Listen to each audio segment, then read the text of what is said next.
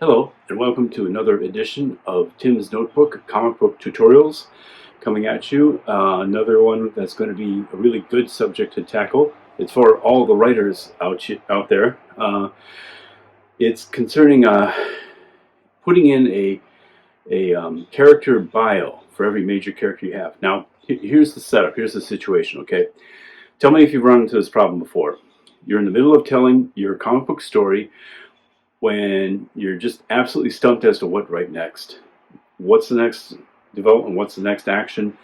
It seems as if the inspiration has left you, and every choice you make sounds stupid and weak. Oh, you're not alone. That's exactly the same problem I have from time to time. The story just sits there like a turd, and you just ask yourself, what can I do to get energized again, to get the old magic, the old interest in this comic book story? Luckily, the answer isn't in starting over again. There's nothing wrong with your story. It just needs another element, and that element is something that may be hidden in another part of your setup, your background material, that should have been there all along. And if you don't have it, it's never too late to add it in there. And that's called character bios. What you do is you write a sheet, at most one page, no more, covering the main aspects of your characters, of your major characters. What are they like? What's their history? Something about their career choices, their day-to-day affairs. Are they vegetarian? Are they left-handed? just any information that you feel is kind of pertinent to fill out what that character is. And before getting into a deeper description of what I mean, let me show you some examples of characters that I've made for my comic book.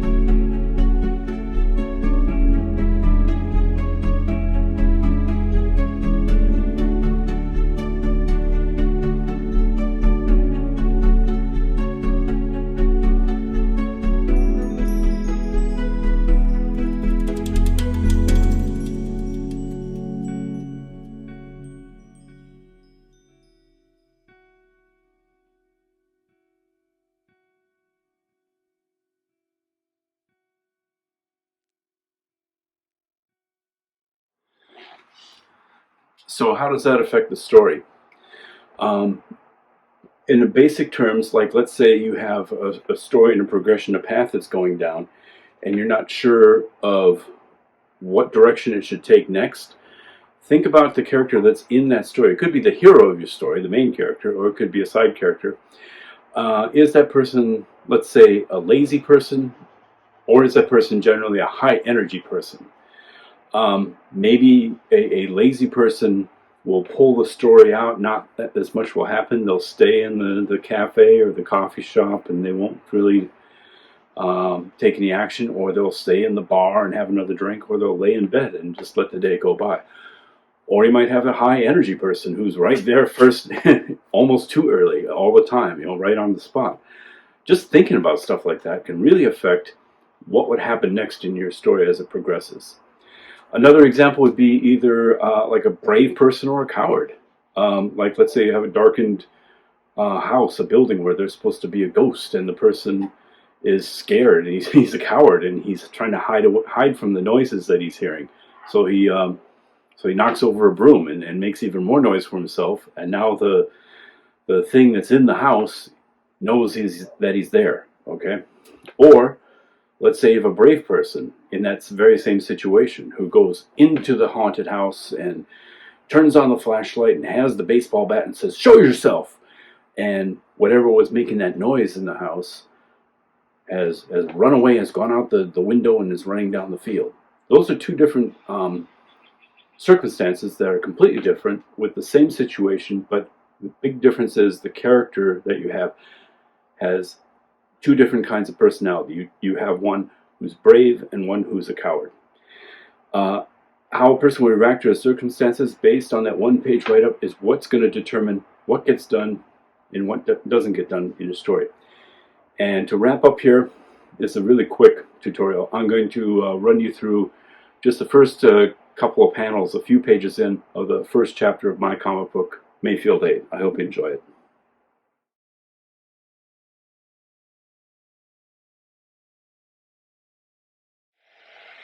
My comic book, Mayfield 8, starting on page 10, I believe, on the left side here. And let me zoom in a bit. You have my hero, Calvin Ryder, working in the Greasy Spoon Diner, being approached by his friend Lenny, who is offering him a way to celebrate his birthday. Okay, that much was in the story. And he's got a little publicity card for the cocktail bar with the girls and all that. And then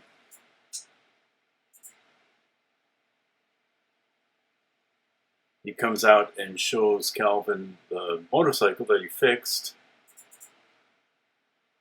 And so far, all of this was in the story. He fixed his motorcycle, and tomorrow they're going to go for this motorcycle trip. And that's where, in this comic book, I felt like it just doesn't sit right. I'm just making everything happen, and the characters are just following along and doing, yeah, whatever. And that's where it just seemed kind of dumb to me. Why would Calvin just uproot everything to go on this motorcycle trip with him? Lenny's offering to waive the repair bill for the bike. And that's cool. But even still, Calvin is kind of unsure about it. So here's where... Okay.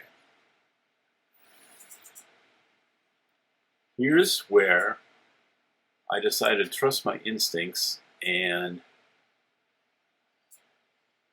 follow instead what Calvin right here would be doing, instead of making him do whatever I wanted him to. Okay, he's the kind of guy that would just view this man Lenny here with a bit of suspicion. Here Lenny's trying to describe it like, there's $150 for you, plus the bike all shiny new, plus some tail at the end of the ride. All that for staying around like 5-10 minutes. Okay, what's it gonna be?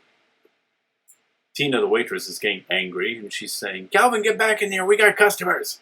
And actually, he's busy. It's a dinner hour, and he can't just screw around. He has to keep on cooking the food. So he goes, "I got to go. Let me think about it." And the decision making has to happen now. As you can see, Lenny's saying, I need an answer now, pal." Tina, the waitress, is about to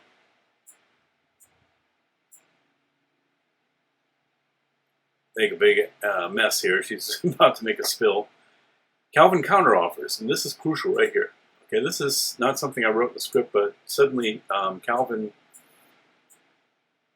he goes, $200, and you pay gas. To which Lenny says, F you. The dishes and the cart go flying. There's a big mess. Calvin says, "I gotta go back and help her." "I already gotta go help the poor bitch. Have a great time in Mexico, Mr. Starkweather. Buy me some illegal fireworks or something." Because Lenny wants him to go on a road trip to stand guard while he conducts some kind of a drug deal at some back room on their way to Mexico. And that's where Calvin just draws the line. He says, "No." Slam. The door gets shut. And you would think that's where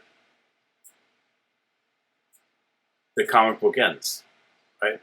But the fact that I wrote a bio with Calvin being kind of defensive and cynical, and Lenny reacting to this. So let me show you what happens next. I'll turn the page. Or, excuse me, there is right here. There is kind of a page where they're cleaning up. So a little time has passed, but now watch. The phone rings. Why would the payphone be ringing? Calvin goes over and answers it. "Ruby's Diner." Lenny says, "Okay, $200. Bike's in the back where I left it. Keys under the dumpster. You can pay the gas.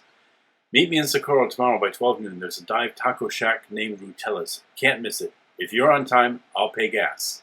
Click. So a couple of things happen when I let my character Calvin, just for a moment, run the story based on his character. He says no, or he doesn't really say no. He gives him a ridiculous counteroffer. He wants to Lenny not pay him $150, but $200 to do his bidding for him, and to pay for gas. All right.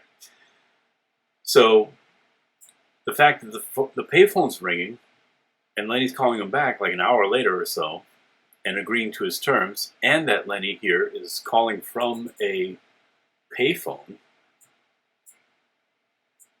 This comic book set in the past. It's set in the 1970s, if you're wondering why we got payphones and not cell phones. The fact he's calling from a payphone kind of indicates that he's kind of desperate, is he?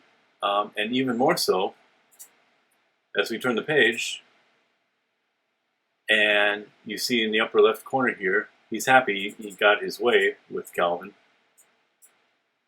And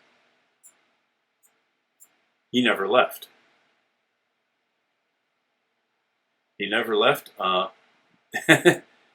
He's running from the payphone that's in front of the diner, trying not to be seen, scoots in the back, opens up Calvin's motorcycle, this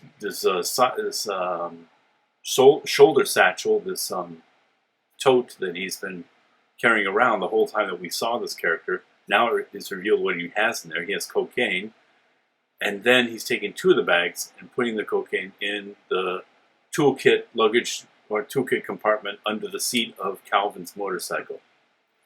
Okay? So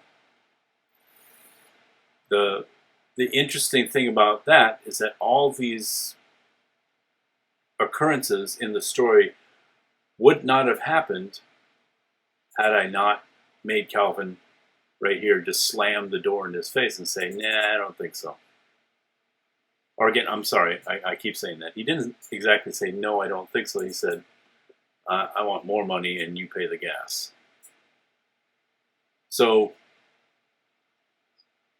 Calvin slamming the door in his face and kicking him out initiated a lot more interesting things happening, because now I had Lenny, a little time has passed, he's stuffed the cocaine in there. What happens to the rest of it? Well, he meets up with the guy who's doing the job for. He was being courier for Nelson Griffin. And now, if you're wondering who the guy in the truck is, and first thing they say is, hand over the bag. And now they notice there's two missing, right? Where's the other two? Well, you kind of piece it together that he skimmed off the top here. He put those two inside the motorcycle. Now you kind of see what Lenny is up to without having to resort to anybody explaining anything. And because Calvin, at first said no, but then said yes, and that Lenny had to kind of prod him and provoke him, call him back on the payphone, sets the story into really nice motion where it's much, much better than just simply my main character Calvin here going like, oh, really? Okay, let's go on that road trip tomorrow morning. Sounds great. So you see what I'm saying? That there's a bit of pushback. The story is starting here. It's a little bit uneven. That Calvin and Lenny are going to go on this trip, and Calvin's going to get some money for standing guard while Lenny sells this cocaine, but it's not his cocaine, is it? And just to go a little further, there's a brief explanation. He said that there's a cop that he bribed. That's why he's missing 2 bags of the cocaine. Of course, it's not true. But it makes for a really, really good setup for the next pages in your story. And it's another lesson to learn when you're writing. Don't get comfortable. Don't create your characters, and sure, feel comfortable with knowing who they are and what their likes and dislikes are. But that's for the bio sheet. When it comes to starting your story, really, put them in the ringer. Put them under a lot of stress. Ian Fleming famously, had his character James Bond in the books always go through a lot of shit. You get the crap beaten out of him half the time, and somehow he perseveres and he comes through to save the day. The same thing should happen to your characters in the stories you write. Don't be afraid to really put them through something that's going to test them and show you and show your readers what they're made of. And just by that simple act of Calvin here saying no, energized this comic book and got it to a much more interesting place than before. And now we have the pages where he's getting ready for the road trip, but then there's this, doom hovering over his head. You're wondering, okay, sooner or later, this might catch up to them, right? And that's really all I have to say about the character bios and writing and how it affects your story. Okay, I hope that helped throw some light on where I was stumped in my story and how it got better by just kind of letting go. And now I'd like to do a quick critique of a submission to Reddit a few months back by Ken Shima15. He calls his project Zayden Warriors, which is a 20-pager with a lot of really great effects, and the perspective is really well done. It does have a few clunky, hard to understand passages here, which I'll go over as I come to them. First of all, we see a beach, Narushima Beach, and a exploding head, blood trailing out, floating in the air, and then a man on a horse racing through the beach. Already we get a little bit of hard to understand differentiation here. Like, this head looks like it belonged to this guy, but yet it's off, so it doesn't fit any continuity. How can he be restored again? But anyway, let's go to the next page. Run, samurai. Let the people of this country know that the one-eyed Oni Gaburomo has arrived to feast. Tell them to send me their strongest. All right, and then up here in this page, this is where you kind of see the result of his actions, his conflict. And this giant with the one eye killed this guy, and then this is the other samurai that's come to combat him. Okay, let's just keep on going here. Zayden, are there any Zayden in this village? You there? There are rumors of a Zayden frequenting the inns of this village. Yes, my lord, but there is no time. Woman, where is he? In the stables. What's a samurai doing here? Another god attack. Lord Zayden. So now he's gone down to the village, okay? And he's gone to the stables where the Zayden is, the one who can protect the village from this monster. And it ends up being a giant woman, which is interesting. And he's explaining his plight and asking her to assist him. Okay? Other villagers are watching on as he's pleading his case, and she says no. He's going to draw his sword out. She turns. She says, you gotta beg and get on your knees and kiss my foot. He strips off his helmet. And he is indeed begging. Okay. Then we go to the village that's under attack by the monster. A little bit of back and forth here with the still ready to kiss her foot. And the villagers are shooting arrows. They do nothing. And the monster's attacking. So we got a little back and forth of two different scenes here. But then she kills him. Because he won't kiss her foot. It's okay. And it's both a sexy girl and a violent girl who's going to go finally save the day. Here's one villager. The monsters grabbed her, and then she swoops in and plows into his head and takes him out. And that's the end of the story here.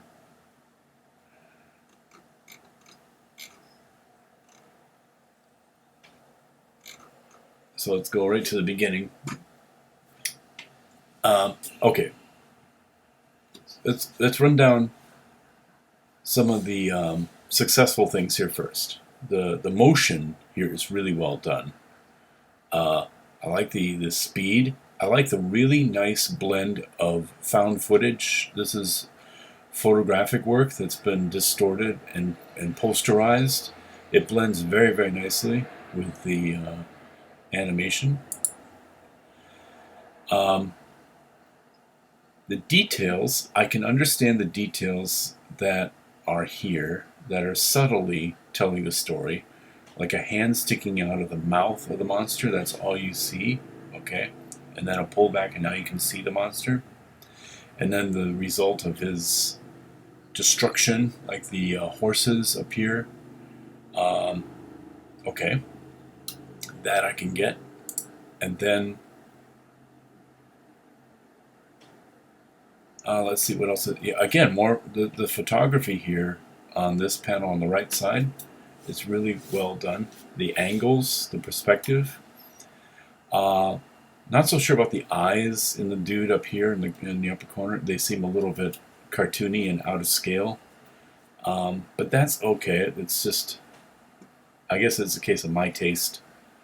And again, I'm trying to work on the positive things first. So, and this right here is a nice kind of, there's this spit take here. He's surprised to see a towering woman, and a really nice choice of camera angle here on this bottom panel to show that she's towering above him.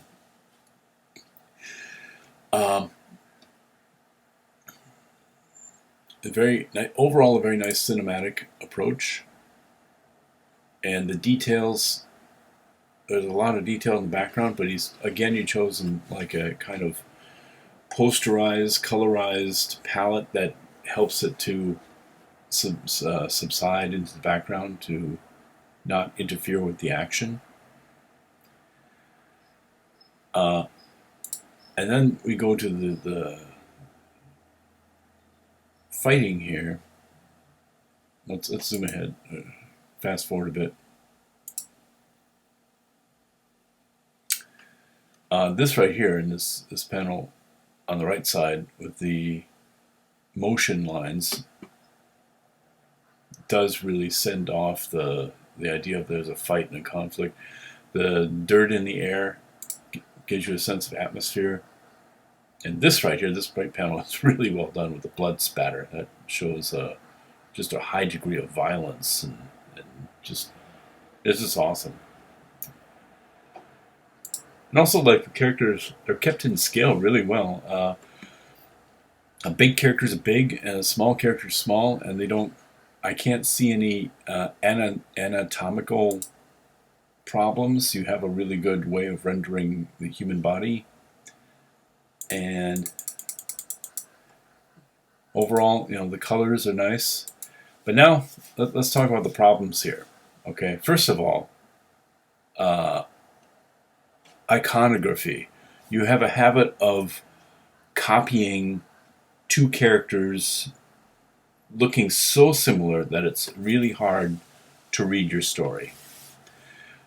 Like this is a previous warrior. Like, let's just call them samurai warriors with the face mask and everything. I get it that he's supposed to be of the same clan or tribe or military battalion, what have you, but they are just so similar that it's hard for me to figure out who's who. And I guess a way to solve that perhaps would be obviously to make the colors of the uniforms different. Is there a way you can make the uniforms from the same group, but it's obviously two different soldiers? Like maybe the colors are similar, but the shape and size of the helmets, the type of helmet. Like, I have an idea. I like the idea that the mask is a human face. But why is it always a human face? Okay, maybe one of these guys could have a hawk face for a mask, and the other guy has a human face. It would instantly differentiate the two, and they could be, the same kind of color.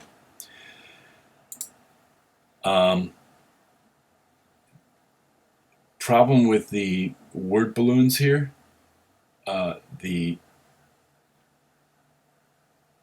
Technically, a character in talking to another character who is off panel just a little bit, you would normally put the tail pointing off panel or pointing away, like in this first panel up here.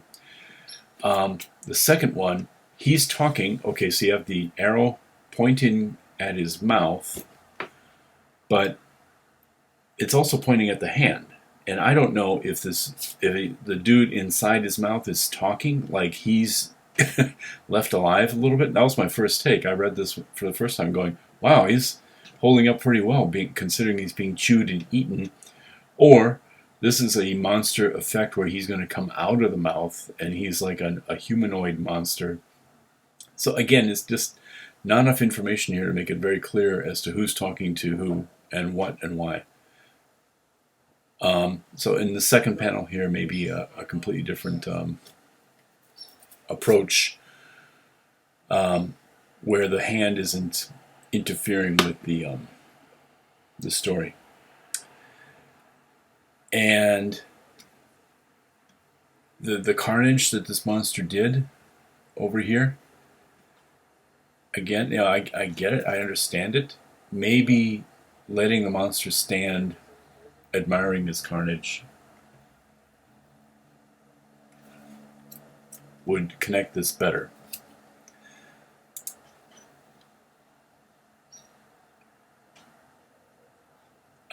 Okay, so now he's in the village. And this part is pretty understandable.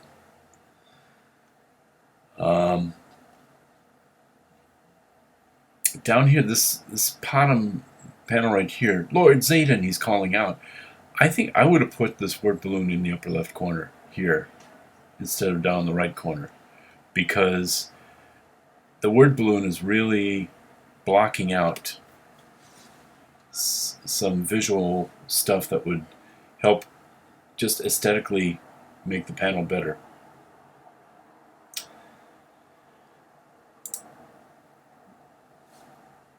And this top panel right here, there's a real problem with the word balloon just hogging up all the space in the center. And this, I think, would benefit, maybe take the horse out or move the horse really big and just a little bit on the left edge there. Give the panel right here, talking about the first panel on the left side here, some breathing room, okay, so that we can have this word balloon fit in there. And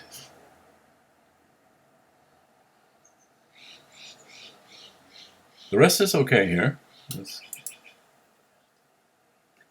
The villagers trying to see what their fate is, if this Zayden is going to help him or not. Here, I think the panel, you're missing a panel or something, or there's just a little bit of too much white space here. Maybe a little bit more artwork, or put something in there. Maybe this belonged to the other side and you're just kind of trying to stretch it out so that you got an extra page here. Again, that kind of the lack of continuity. You have that nice tight panel work here, and then we get a little bit of a breakup and more breakup, and it doesn't look intentional. It looks accidental. Had the whole comic book had generous amounts of white space like these two pages, I wouldn't have a problem with it. But the fact that it starts out with a fairly tight, well, I kind of take that back. I see that the edges, the white spaces are a little bit mixed up. There's wide ones and narrow ones. There is a variety there, but I think maybe just too much of a wide space here, and it doesn't look, from a design standpoint, it doesn't look intentional. It looks accidental, like you're running out of space or had too much space or whatever. This first panel up here, I see that the eye has this arc right here, okay? But it's not really doing it for me. You could take that out. I know that she's like turning really quick, but just the stare is good. In that case, I don't think it really would require the motion. And now she asks him to get on his knees. Okay, so far, this is good. Again, in this panel right here, the first one on the left side, the word balloon is kind of invading the space. Why is it touching his back? It should move back. And we lack tails on the word balloons. There's some tiny ones here. Again, if she's off panel, she's talking to him, there should be, you can go ahead and put the tail pointing off panel. And then here, on the right side, the foot coming down on a peasant, there isn't enough of a jump for a reader to automatically immediately see that we're in a different space here. And this would be a good place to put the page turn at the end of this panel here. The sooner you act, the sooner I can save your village.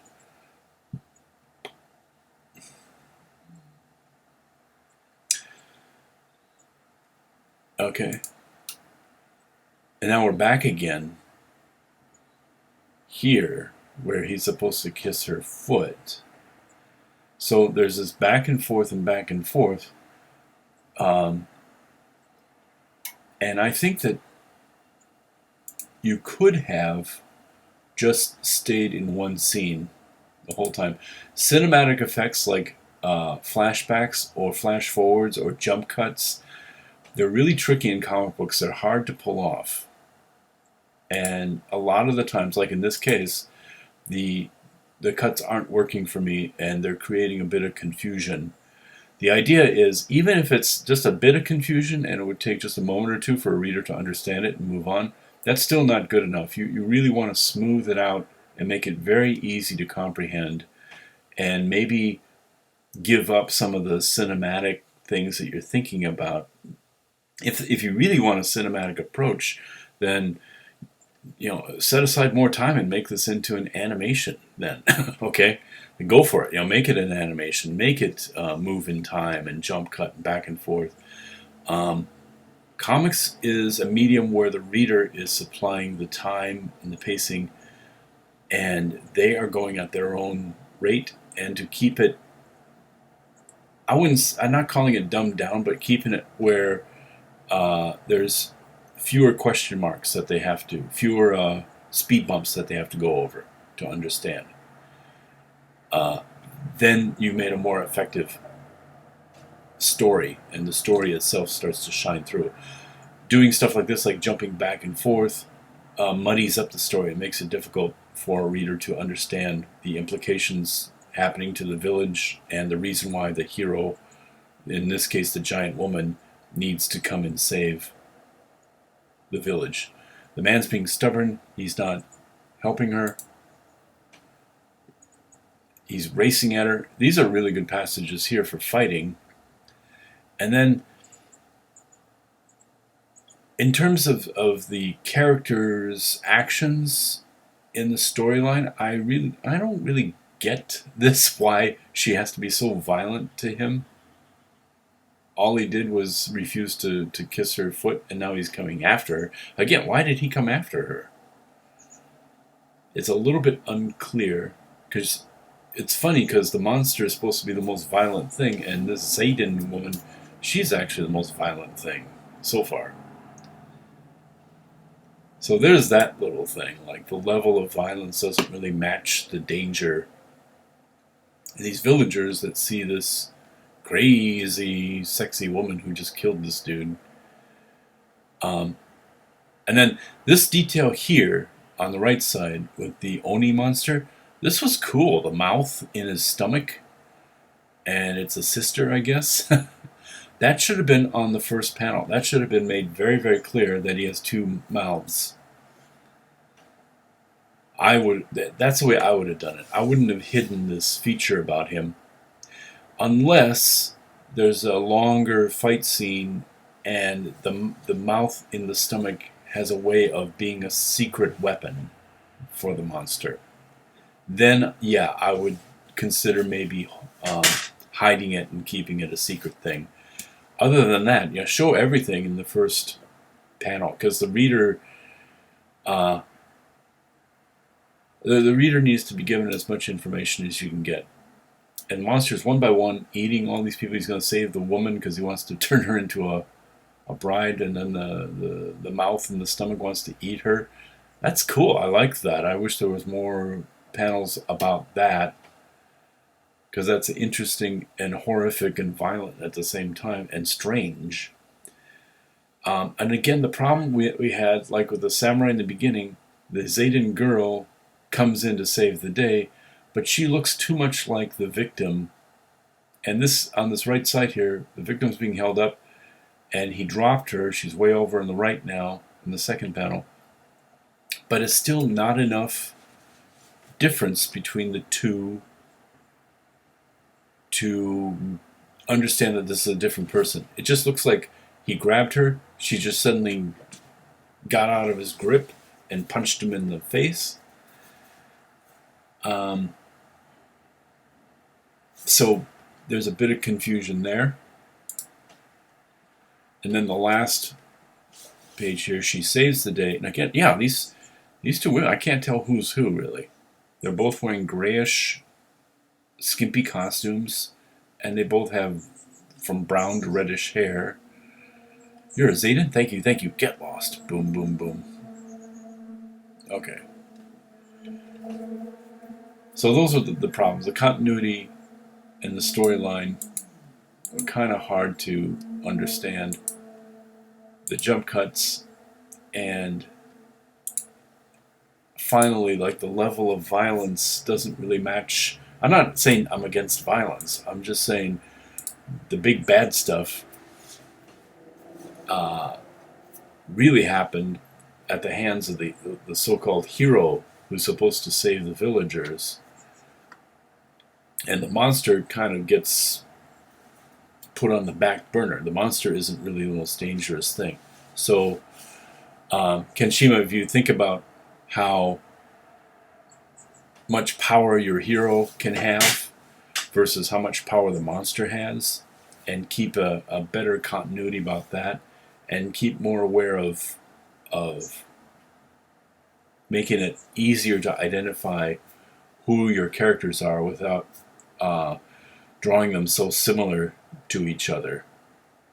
It would be different if this was like a large battle scene and you had several soldiers that all looked the same, and say on the battle for one side, one group of soldiers would always be on the left side of the panel, and you see them dropping one by one. Then you could make them look very similar, because it's really not about the characters; it's about the battle and the army. Okay, but when it's character driven, like we have 1, 2, 3, the monster's character, and then villagers will just say, okay, 4, 5, then there's 8 and 6, there's another girl, 7, 8. There's like less than 10 characters, and of that, maybe 4 important ones. So if that's the case, you really got to make this extremely clear as to who's saying what to who and where and why, and the motivation more in alignment with what we understand from them, and the level of violence that is the power that they can exert. Save the big bad stuff for the big bad monster, and the story would kind of fall into this logical sensibility, which is a little bit wobbly. Okay, but those are all the negative things. The positive things, it's a really well done use of color in the palette, and mixing in photographs with the art has a strong kind of animation feel to it. The perspectives are all correct; they're right on the money. There's no scene where I go, oh, this person wouldn't stand where they're standing. There's none of that. Everything is well done, and I would say just keep up at it, keep doing more stories, and maybe just pay attention to try not to make it too difficult to understand. That's it. Okay, that was insightful, and I hope you enjoyed the little quick critique on that.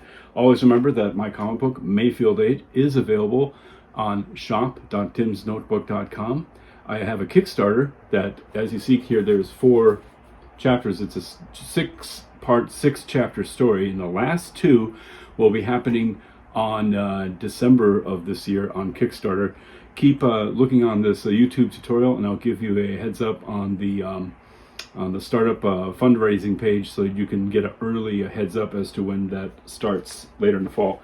Again, shop.timsnotebook.com is my store page, and also if you wanted to subscribe to my newsletter, which gives you every Tuesday and Thursday updates on what's happening, also reviews of other comic books, that's always really fun, and that's at subscribe.timsnotebook.com. Thank you very much for watching this, and I hope that this has helped you to make better comics.